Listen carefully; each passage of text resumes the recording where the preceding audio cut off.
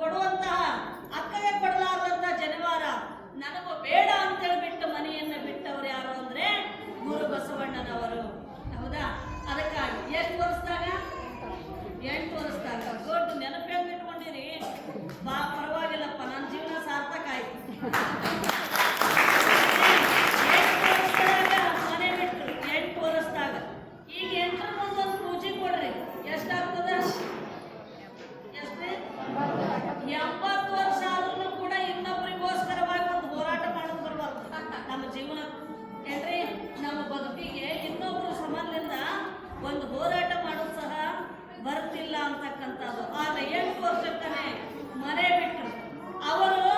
ಈ ಯಾರಿಗೋಸ್ಕರವಾಗಿ ಮನೆ ಬಿಟ್ಟರು ಅದನ್ನು ಉಳಿಸಿದಂತ ತಾಯಿ ಯಾರು ಅಂದ್ರೆ ಮಹಾದೇವಿ.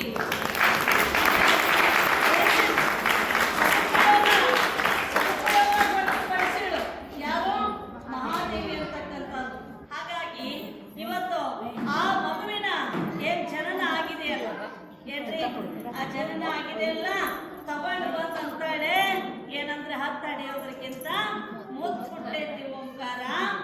ಏನ್ ಚಂದ ಇದ್ಲು ರೀ ಆ ಕೂಸು, ಏನ್ ಚಂದ ಇತ್ತು ಅಂದ್ರ ಯಾವ ಬ್ಯೂಟಿ ಪಾರ್ಲರ್ ಹೋಗೋದು ಬೇಕಾಗಿಲ್ಲ, ಹುಬ್ಬು ಕಡ್ಡಿಲೆ ತೀಡ್ದಂಗಿದ್ದು ಏನ್ರಿ, ಅಷ್ಟು ಚಂದ. ಕಣ್ಣಂತೂ ನಿಮ್ಮ ಮುಂದೆ ಹೇಳ್ತಾನೆ ಕಮಲದ ಹಾಗೆ. ಹೌದಾ? ಕಮಲದ ಹಾಗೆ. ತುಟಿ ಏನ ಲಿಪ್ಟಿಕ್ ಹಚ್ಚೋದು ಬೇಕಾಗಿರ್ಲಿಲ್ಲ, ಅಷ್ಟು ಚಂದ ಇದ್ದು ರೀ. ಎಷ್ಟು ಸುಂದರಿ ಇದ್ಲೋ ಲಿಂಗಮ್ಮ, ಅದರ 10 ದುಪ್ಪಟ್ಟು ಮಹಾದೇವಿ ಇದ್ಲು.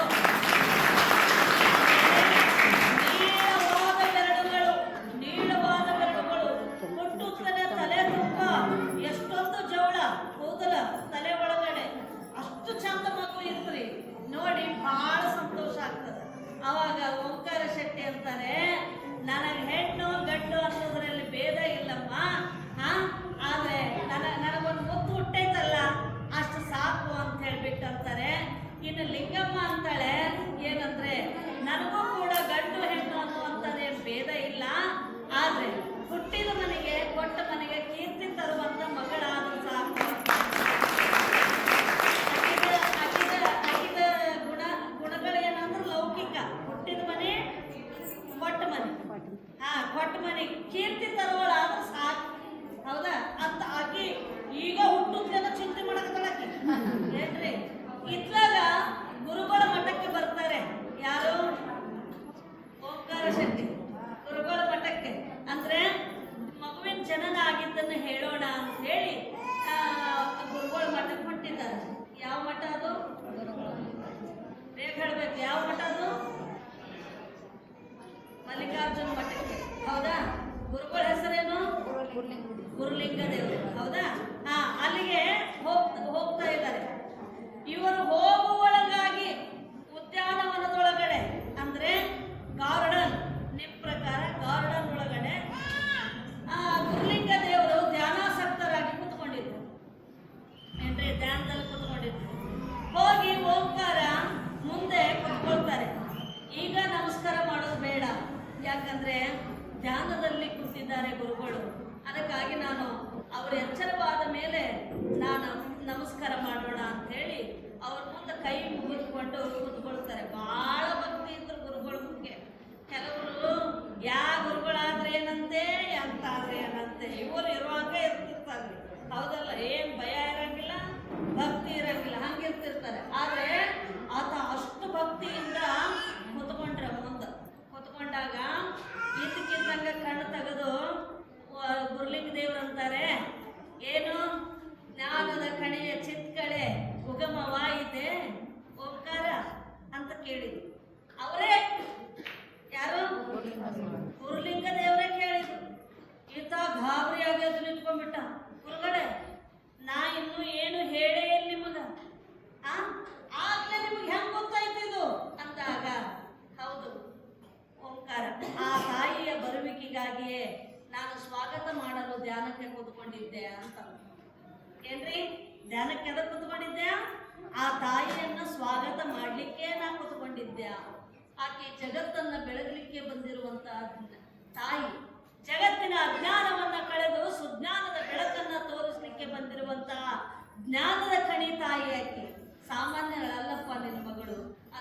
ಅಂದಾಗ ಓಂಕಾರ ಶೆಟ್ಟರಿಗೆ ಇನ್ನು ಸಣ್ಣ ಮಗುವಿನ ಬಗ್ಗೆ ಇಷ್ಟು ಎಲ್ಲ ಮಾತಾಡ್ತಾರಲ್ಲ ಗುರುಗಳು, ಅವ್ರಿಗೆ ತಿಳಿ ಅಷ್ಟೊಂದೇನು ಇದಿಲ್ಲ, ಆದರೂ ಕೂಡ ಸಂತೋಷ ಪಟ್ಟರು. ಅವಾಗ ಗುರುಗಳೇ ನನ್ನೊಂದು ಆಸೆ ಇದೆ, ಏನಪ್ಪ ಅಂತಂದ್ರೆ ನಿಮ್ದೊಂದು ಬಟ್ಟೆ ಕೊಡ್ರಿ, ಏನು ಬಟ್ಟೆ ಉಟ್ಕೊಂಡಿದ್ದು ಬಟ್ಟೆ ಕೊಡ್ರಿ, ಅದ್ರ ಮೇಲೆ ನನ್ನ ಮಗುವಿನನ್ನ ಮಲಗಿಸ್ಬೇಕು ಅಂತಂದ. ಏನ್ರಿ, ನನ್ನ ಮಗುವಿನನ್ನ ಮಲಗಿಸ್ಬೇಕು.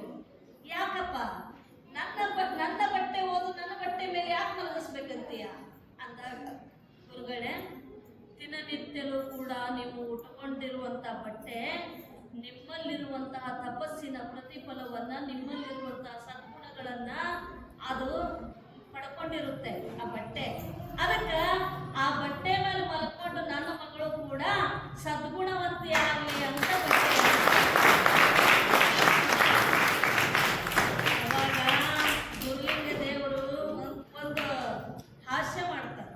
ಏನಂದ್ರೆ, ಓಂಕಾರ ಸದ್ಗುಣ ಬರಲಿ ಅಂತ ನನ್ನ ಬಟ್ಟೆ ಮೇಲೆ ನೀನು ಮಲಗಿಸ್ಬೇಕು ಅಂತ ಅನ್ಕೊಂಡಿಯಾ ನಿಜ, ಆದ್ರೆ ನಾಳಿಂದ ನನ್ನಂಗ ಸನ್ಯಾಸಿ ಆಗ್ತಾನೆ ಅಂದ್ರೆ ಬಿಟ್ಕೊಡ್ತೀಯಾ ಅಂತ ಕೇಳಿದ್ರು. ಏನ್ರಿ, ಬಿಟ್ಕೊಡ್ತೀಯೇನೋ ಅಂತ ಕೇಳಿದ್ರು. ಅವಾಗ ಅದಕ್ಕಿಂತ ಅದೃಷ್ಟ ಮತ್ಯಾವುದಿದೆ ಗುರುಗಳೇ ಅಂತೇಳಿ ಓಂಕಾರ ಅಂತಾರೆ. ಹೌದಾ? ಬಿಟ್ಕೊಡ್ತೀರ ನೀವು ಯಾರನ್ನಾರ? ಏನ್ರಿ, ಕುಡಿ ಮಗ ಅಂತಾರ್ರಿ, ಇಸ್ಪೇಟಾಡ್ ಮಗ, ಓಸಿಯಾಡ್ ಮಗ, ಎಲ್ಲಿ ಬೇಕಾದ್ರೆ ತಿರುಗಿ ಬಾ ಮಗ, ಎಲ್ಲದಕ್ಕೂ ಪ್ರೋತ್ಸಾಹ ಕೊಡ್ತಾರ್ರಿ, ಎಲ್ಲದಕ್ಕೂ ಪ್ರೋತ್ಸಾಹ ಕೊಡ್ತಾರ್ರಿ. ಮಾಸ್ತರ್ ಆಗ ಮಗ, ವಕೀಲ ಆಗ ಮಗ, ಆದಾಗು ಈದಾಗು ಅಂತದಾದ್ರೂ ನಮ್ಮ ಮನೆಗೆ ದುಡ್ಡು ಬರ್ತಾವ. ಆದ್ರ ಸನ್ಯಾಸಿ ಆಗಕ್ ಮಾತ್ರ ಯಾರು ಕೂಡ ಬಿಟ್ಟುಕೊಟ್ಟಿಲ್ಲ. ಕೊಟ್ಟಿರ ಯಾರು? ಏನ್ರಿ, ಇಲ್ಲ. ಅದಕ್ಕೆ ಲಿಂಗಾನಂದ ಅಪ್ಪಾಜಿ ಅವ್ರು ಹೇಳ್ತಿದ್ರು, ಪ್ರತಿಯೊಬ್ರು ಕೂಡ 4 ಜನ ಮಕ್ಕಳನ್ನ ಹಡೀರಿ. ಏನ್ರಿ, 4 ಜನ ಮಕ್ಕಳ, ಒಬ್ಬರನ್ನ ಮಿಲಿಟರಿ ಬಿಡ್ಬೇಕಂತೆ, ಏನ್ರಿ, ಇನ್ನೊಬ್ಬರನ್ನ ಡಾಕ್ಟರ್ ಮಾಡ್ಬೇಕಂತೆ, ಮತ್ತೊಬ್ಬರನ್ನ ಏನಂದ್ರ ಮಾಸ್ತರ್ ಮಾಡ್ಬೇಕಂತೆ, ಇನ್ನೊಬ್ಬರನ್ನ ಏನ್ ಮಾಡ್ಬೇಕು ಅಂದ್ರ ಧರ್ಮ ಕೊಡ್ರಿ ಅಂತ. ಏನ್ರಿ,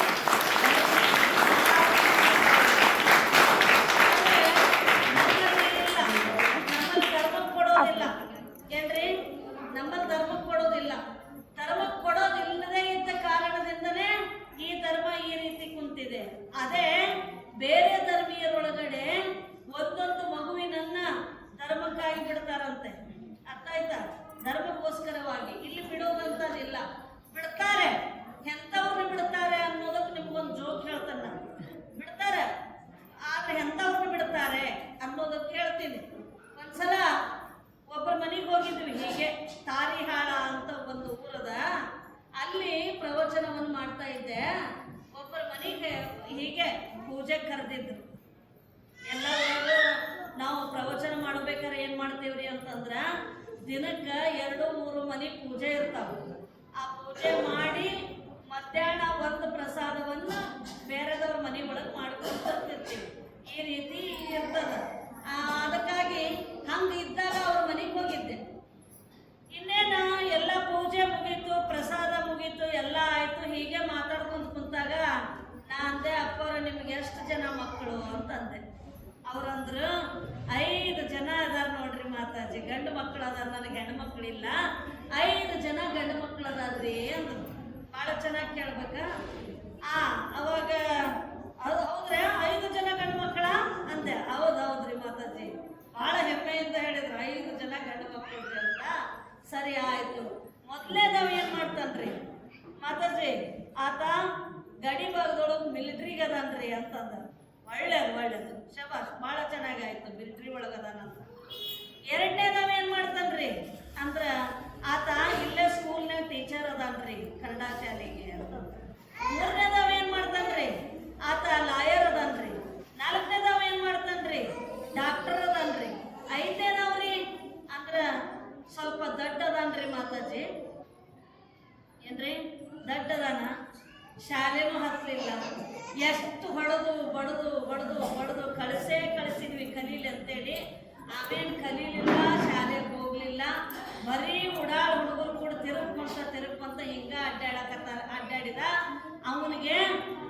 ಸ್ವಾಮಿಗಳ ಹತ್ರ ಮಠಕ್ ಬಿಟ್ಟೇವ್ರಿ ಅಂದ.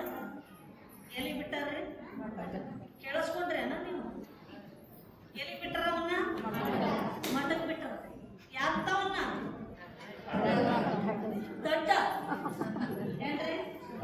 ದೊಡ್ಡಿದ್ದವನ್ನ, ಜಾಣನ್ ಬಿಟ್ಟಿಲ್ಲ, ದೊಡ್ಡಿದ್ದವನ್ನ. ಅವ ಮನೆಗೂ ಬೇಡ ಅಂತ, ಮನೆಗೂ ಬೇಡವ ಮಠಕ್ ಕಳಿಸ್ಯಾರತ್ರಿ. ಕೆಲವು ಮಠಗಳೆಲ್ಲ ಇಂಥವ್ರ ಕೈಯಾಗ ಸಿಕ್ಕೊಂಡಾವ ಏನ್ರಿ? ಇಂಥವ್ರ ಕೈಯಾಗ ಸಿಕ್ಕೊಂಡಾವ. 4 ಅಕ್ಷರನೂ ಇರಂಗಿಲ್ಲ. ಎಲ್ಲಿ ಹೋದಲ್ಲೂ ಒಂದೇ ವಚನ ಹೇಳೋದು, ಒಂದೇ ವಚನ ಹೇಳೋದು, ಬೇರೆ ಹೇಳೋಂಗನೇ ಇಲ್ಲ. ಎಲ್ಲಿ ಹೋದಲ್ಲೆಲ್ಲ ಒಂದನ್ನೇ ಬಾರಿಸೋದು. ಇಂಥವ್ರು ಇರುವಂಥವ್ರು. ಇನ್ನು ಕೆಲವರಂತೂ ಮಾತಾಡಂಗನೇ ಇಲ್ಲ. ಸುಮ್ಮನೆ ಹಿಂಗೆ ಆಶೀರ್ವಾದ ಮಾಡೋದು, ಹೋಗ್ತಾ ಇರೋದು, ಪಾದ ಪೂಜೆ ಮಾಡಿಸ್ಕೊಂಡು ಹೋಗ್ತಾ ಇರೋದು. ಈ ರೀತಿಯಲ್ಲೆಲ್ಲ ಇರ್ತಕ್ಕಂಥದ್ದು. ಅದಕ್ಕ ದೊಡ್ಡ ಇರುವಂಥವ್ರನ್ನ ಮಠಕ್ಕೆ ಕೊಟ್ಟೇವಿ ಅಂತ ಹೇಳಿದ್ರ, ಈಗ ಧರ್ಮ ಪ್ರಚಾರ ಆಗಂದ್ರೆ ಹೆಂಗ ಆಗ್ಬೇಕು ಏನ್ರಿ? ಹೆಂಗ ಆಗ್ಬೇಕು ಹೇಳಿ ನೋಡೋಣ. ಅದಕ್ಕ ಮಾತಾಜಿಯವರು ಅಪ್ಪಾಜಿಯವರು ಅಂತಿದ್ರು, ನಮಗ್ ಸನ್ಯಾಸಿಗಳಾಗುವುದು ಬೇಡ, ನೀವು ಗೃಹಸ್ಥರೇ ಆಗಿರ್ರಿ. ಆದ್ರೆ ಗೃಹಸ್ಥರಿದ್ರು ಕೂಡ ಧರ್ಮ ಪ್ರಚಾರ ಮಾಡಲಿಕ್ಕೆ ಬರುತ್ತದೆ. ಗೃಹಸ್ಥರಿದ್ರು ಕೂಡ ಧರ್ಮ ಪ್ರಚಾರ ಮಾಡಲಿಕ್ಕೆ ಬರುತ್ತದೆ. ಮನಸ್ಸು ಮಾಡಿದ್ರ ಕ್ರಿಯಾ ದೀಕ್ಷೆ ತೆಗೆದುಕೊಂಡು ಗೃಹಸ್ಥ ಜಂಗಮರಾಗಿ ಏನ್ ಮಾಡ್ಬೋದು? ಧರ್ಮ ಪ್ರಚಾರವನ್ನ ಮಾಡ್ಬೋದು. ಅಥವಾ ಬೇಡ, ನೀವು ಕ್ರಿಯಾ ದೀಕ್ಷೆ ತೆಗೆದುಕೊಳ್ಳದ ಇದ್ರೂ ಚಿಂತೆ ಇಲ್ಲ, ಧರ್ಮದೊಳಗಿದ್ದುಕೊಂಡು ಧರ್ಮದ ಅಭಿಮಾನದಿಂದ ಪ್ರತಿಯೊಬ್ಬರ ಕೈಯಲ್ಲಿ ಮೊಬೈಲ್ಗಳಿರ್ತಾವ, ಅದಾವ ಇಲ್ರಿ? ಹೌದಲ್ಲ? ಮೊಬೈಲ್ ಇಲ್ದವ್ರೇ ಇಲ್ಲ, ಹೌದಾ? ಎಲ್ಲರ ಕೈಯಲ್ಲೂ ಕೂಡ ಮೊಬೈಲ್. ಆದ್ರೆ ಆ ಮೊಬೈಲ್ನಾಗ ಯಾವುದೋ ಹುಡುಗಿ ಚಿತ್ರ ಇಡೋದ್ರಕ್ಕಿಂತ, ಯಾವುದೋ ಹುಡುಗನ ಚಿತ್ರ ಇಡೋದ್ರಕ್ಕಿಂತ ಏನ್ರಿ, ಯಾವ್ಯಾವ್ದನ್ನ ಹೊಲಸುಗಳನ್ನೆಲ್ಲ ಇಡೋದಕ್ಕಿಂತ, ಅಶ್ಲೀಲವಾದ ಹಾಡುಗಳನ್ನ ಇಡೋದಕ್ಕಿಂತ ನಿಮ್ಮ ಧರ್ಮ ಪ್ರಚಾರ ಮಾಡ್ರಲ್ಲ. ನೋಡ್ರಿ, ಬೇಕಾದ್ರೆ ಇಸ್ಲಾಮಿಯರ್ನ ಫ್ರೆಂಡ್ಶಿಪ್ ಮಾಡ್ಕೊರಿ, ಕ್ರಿಶ್ಚಿಯನ್ರನ್ನ ಫ್ರೆಂಡ್ಸ್ ಮಾಡ್ಕೊರಿ, ಅದ್ರೊಳಗೆ ಆನಂತರ ಬೌದ್ಧರನ್ನ ಫ್ರೆಂಡ್ಸ್ ಮಾಡ್ಕೊರಿ, ಸಿಖ್ರನ್ನ ಫ್ರೆಂಡ್ಸ್ ಮಾಡ್ಕೊರಿ. ಅವ್ರು ಬೇಕಂದ್ರೆ ಅದನ್ನ ಬಿಟ್ಟು ಬೇರೆ, ಅವ್ರ ಧರ್ಮದ ಬಿಟ್ಟು ಬೇರೆ ಇಡ್ತಾರ ನೋಡ್ರಿ. ನೀವು ಬೇಕಾದ್ರೆ ಏನ್ರಿ, ಇವರು ಇಡ್ತಾರ ನಮ್ಮವ್ರು, ಐ ಲವ್ ಯು ಏನ್ರಿ, ಬೇರೆ ಕೆಟ್ಟ ಹಾಡುಗಳನ್ನ, ಇಂಥವನ್ನ, ಲವ್ ಮಾರ್ಕ್ನ ಇಂಥವೆಲ್ಲ ಇಡ್ತಿರ್ತಾರೆ. ಮತ್ ನಮ್ ಧರ್ಮದ ಬಿಟ್ಟು ಬೇರೆ ಧರ್ಮದ ಮೇಲೆಲ್ಲ ಇಂಟ್ರೆಸ್ಟ್ ಇವರಿಗೆ, ಅಂಥವ್ರೆಲ್ಲ ಚಿತ್ರ ಇಡ್ತಾರೆ. ಆದ್ರೆ ನಮ್ಮ ಧರ್ಮದವನ್ನ ಇಡೋಂಗಿಲ್ಲ. ಇವತ್ತಿಟ್ಟಿದ್ರ ಎಷ್ಟೋ ಪ್ರಚಾರ ಆಗ್ತದೆ ಏನ್ರಿ, ಇಟ್ಟಿದ್ರೆ ಎಷ್ಟೋ ಪ್ರಚಾರ ಆಗೋದು, ಆದ್ರೆ ಇರೋದಿಲ್ಲ ಇಲ್ಲಿ, ಹೌದಲ್ಲ? ಅಂದ್ರೆ ಇವತ್ತಿನ ಯುವಕರು ಅಡ್ಡದಾರಿ ಕೊಡ್ಕೊಂಡು ಹೋಗ್ತಾ ಇದ್ದಾರೆ. ಮೈಯಲ್ಲಿ ಬಲಶಕ್ತಿ ಇದೆ. ಮಕ್ಕಳ, ಯಾಕೆ ಇವತ್ತು ಗದ್ದಲ ಮಾಡ್ತಾ ಇದ್ದೀರಲ್ಲ? ಮೈಯಲ್ಲಿ ಬಲಶಕ್ತಿ ಇದೆ, ಏನೆಲ್ಲವನ್ನು ಕೂಡ ಮಾಡಬಹುದು. ಆದ್ರೆ ಮಾಡ್ಲಿಕ್ಕೆ ಇವರು ಇಲ್ಲ ಅಂದಾಗ ಧರ್ಮ ಪ್ರಚಾರ ನಮ್ಮ ಧರ್ಮದ ಮೇಲೆ ನಮಗೆ ಅಭಿಮಾನ ಇಲ್ಲದೆ ಇದ್ರ ಇನ್ಯಾಕೆ ಅಭಿಮಾನ ಬರಬೇಕು? ಹೌದಲ್ವಾ? ಅದಕ್ಕೋಸ್ಕರವಾಗಿ ದಯವಿಟ್ಟು ಪ್ರಚಾರವನ್ನ ಮಾಡಬೇಕಾಗುತ್ತೆ ಅಂತಕ್ಕಂಥದ್ದು. ಈಗ ನಿಮ್ಮ ಊರಲ್ಲಿ ಪ್ರವಚನ ನಡೀತಾ ಇದೆ, ಹೌದಲ್ಲ? ಪ್ರವಚನ ನಡೀತಾ ಇದೆ. ಎಷ್ಟು ಜನ ನೀವು ಆ ಪ್ರವಚನದನ್ನ ಪ್ರಚಾರ ಮಾಡ್ತಾ ಇದ್ದೀರಿ? ಎಲ್ಲರ ಕೈಯಲ್ಲೂ ಮೊಬೈಲ್ ಏನ್ರಿ? ನನ್ನೆಲ್ಲ ಪ್ರವಚನ, ಹೌದಾ? ಆ ಪ್ರವಚನ ಪ್ರಚಾರ ಮಾಡೋದ್ರಿಂದ ಆಂದೋಲನ ಕೀರ್ತಿ ಹೆಚ್ಚುತ್ತೆ, ಹೌದಲ್ಲ? ಆಂದೋಲನ ಕೀರ್ತಿ ಹೆಚ್ಚುತ್ತದೆ. ಆ ಅಂತ ಎಂತ ಒಳ್ಳೆ ಕಾರ್ಯವನ್ನು ಮಾಡ್ತಾ ಇದ್ದಾರಲ್ಲ ಅಂತ ಹೇಳ್ಬಿಟ್ಟು ಎಲ್ಲರ ಮನಸ್ಸುಗಳು ಇರ್ತದ. ಹಾಗಾಗಿ ಎಲ್ಲಾ ಕಡೆ ಕೂಡ ಬಸವ ತತ್ವ ನಡೀತಾ ಇದ್ದಾವ ಅಂತೇಳಿ ನಾವೇನಪ್ಪ ರೂಲ್ ಬಿಟ್ಟು ಕೊಟ್ಟಿದ್ದೀವಿ ಅಂತ ಹೇಳ್ಬಿಟ್ಟು ಮತ್ತೆ ಎಚ್ಚರಿಕೊಳ್ಳೋರಂತಾರಲ್ಲ. ಹಾಗಾದ್ರೆ ಎಷ್ಟು ಜನ ಮಾಡ್ತಾ ಇದ್ದೀವಿ? ಹೌದಲ್ಲ?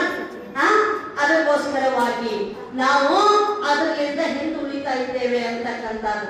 ಆದ್ರೆ ಇಲ್ಲಿ ಹಾಸ್ಯ ಮಾಡಿ ಓಂಕಾರ ಶೆಟ್ಟರಿಗೆ ಗುರುಲಿಂಗ ದೇವರು ಅಂತಾರೆ, ಸನ್ಯಾಸಿ ಆದ್ರೆ ಏನ್ ಮಾಡ್ತೀಯ ಅಂತ.